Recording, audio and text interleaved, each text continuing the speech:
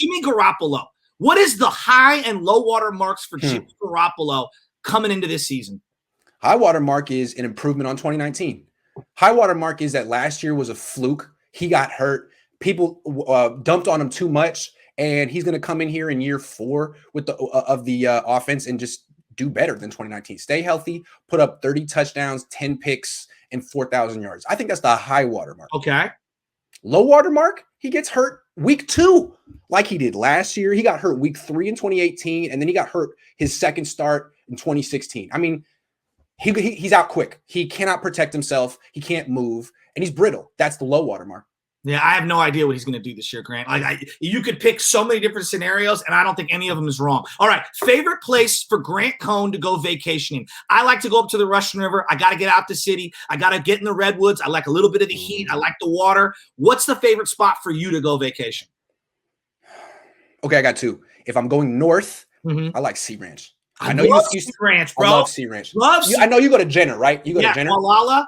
Yeah, so Sea Ranch is just like 45 minutes past Jenner. Exactly. Walala, it's so nice, and like it feels like you're 1,000 miles away. Nothing, like none of the cell phones work. It's very serene. It's a place where you can get in touch with yourself. And I like. And then if I'm going south, I just went there for the first time, but a month ago I was in Palm Springs in like it was hella fun. I like Palm Springs. Hey. It's real warm. It's super bougie, which you know what I'm cool with. I like Palm Springs. Yeah, my wife can go shopping too down there because they got a ton of outlets. So there's a little something to do. You got to have restaurants. Like for me, I'm not a camping dude. As you can see, all right, bro. I'm trying to relax. You got to have bathrooms and restaurants, dog. Otherwise, it's not fun. No. I'm not sleeping on the rocks, bro. All right, let's bang through this. Trey Lance. Who is Trey Lance right now? Like, what is he as a player? You've seen him. You've seen all these different quarterbacks going way back. You've seen the Nate Davises. You've seen all the different Troy Smiths. All these fraudulent quarterbacks. Yeah. Who is Trey Lance today? Not what he's going to be today. Yeah.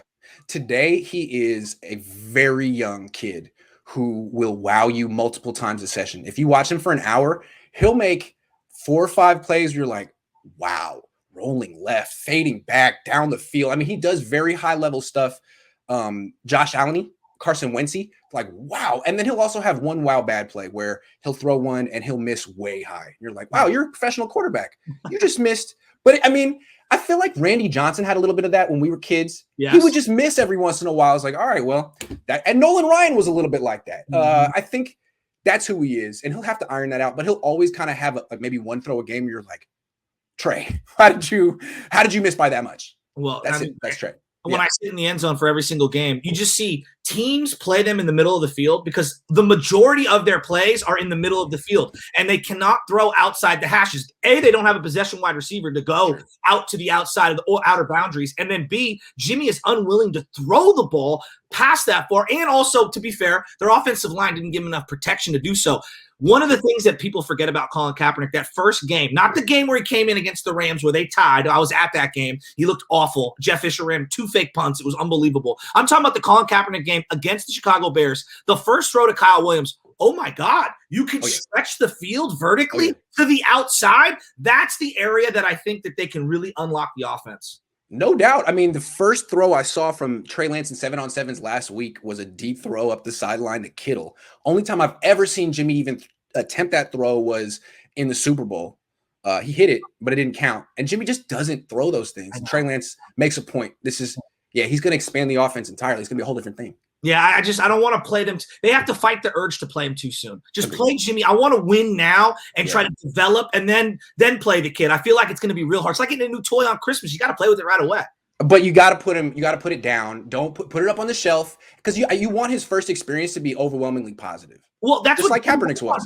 Harbaugh put Kaepernick in. Remember that game against the Green Bay Packers? Oh, yeah. He ran before halftime to put David Akers in a position to hit a field goal. You can use him in red zone packages. This is an awful red zone team. This is like, look at the raw data. Awful. They have no targets. Here's the thing. I'm watching Devontae Adams, and he's a superstar. They move him in motion to get him so many easy touchdowns because there's so many Aaron Rodgers highlights packing up. Where is the creativity, Shanahan? Move some of these guys. Use Kittle like a chess piece. Yep.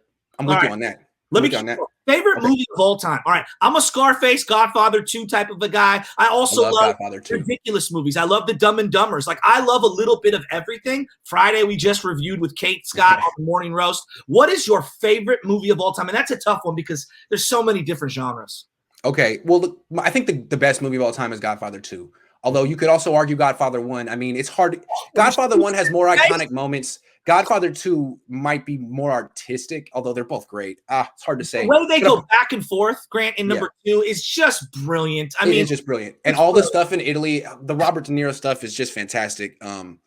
Personal fave, though. Yeah. I'm just going to go with the personal fave. It's a movie came out 20 years ago. It's called Ghost Dog. I don't know that many people have seen it. It's one of my personal faves. It's with Forrest Whitaker. I'm writing this down. The soundtrack is by the RZA. He's ahead of his time, 25 years ahead of his time. I'm a Woo guy. You know, I grew up on Woo. Let me just tell you the premise of the movie. It's about a black guy from the hood, who's getting basically killed by some other hoodlums, and an Italian mob guy comes out, saves his life.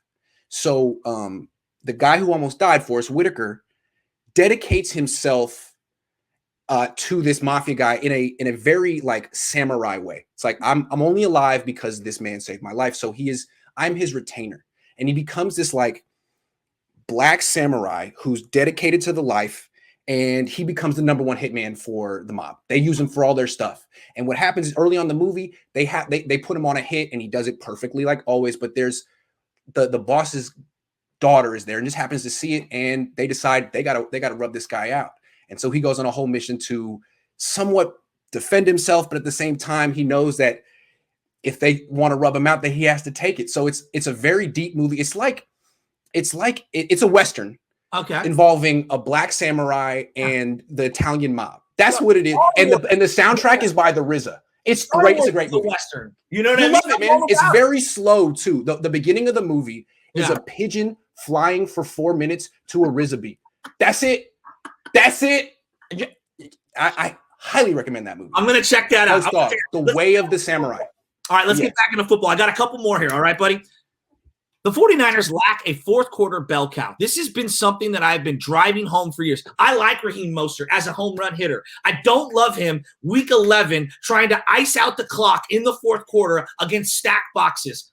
What is Trey Sermon in year one? Can he be the bell cow bigger back that they thought Carlos Hyde was going to end up being, but he never developed into?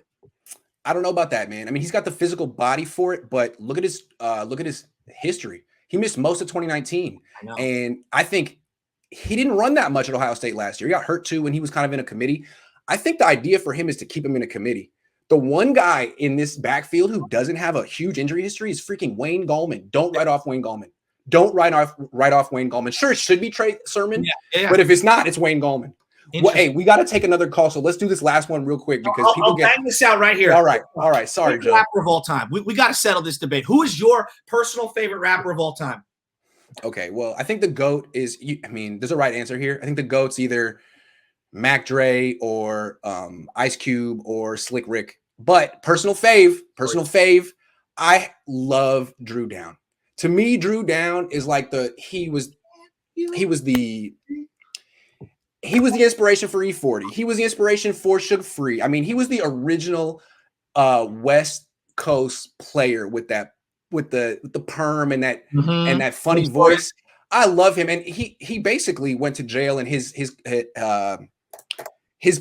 prime was cut short, but he's back now. And I just found out that one of my homies from childhood, Donald Bretthauer, is like his in-house producer, making all of his beats. He goes by Donatello. So shout out Donald Bretthauer. Shout out Drew Down. I love Drew Down. His first two albums you can play all the way through.